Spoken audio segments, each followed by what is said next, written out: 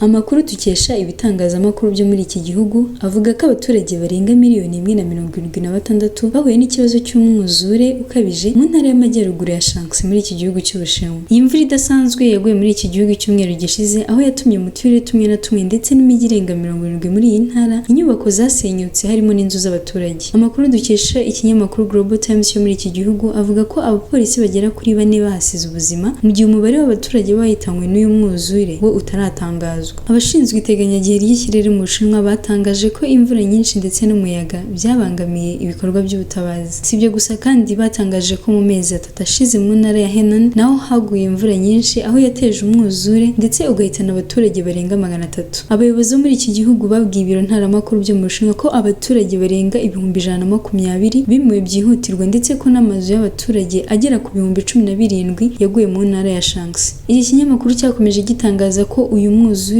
wabereye i Shanxi ukabije cyane kurusha indi myuzure yabereye i Henan mu ntangiriro z'uyu mwaka. Mu murwa mukuru w'intara ya Shanxi, Taiwan, iteganyagihe ryaho ritangaza ko uyu mujyi wabonye imvura iri ku kigero cyo kuri milimetero 185 n'ibice 6 icyumweru gishize ugereranije n'ikigero cyabonetse cya milimetero 25 mu Kwakira hagati y'umwaka w'1981 ndetse n'umwaka w'2010.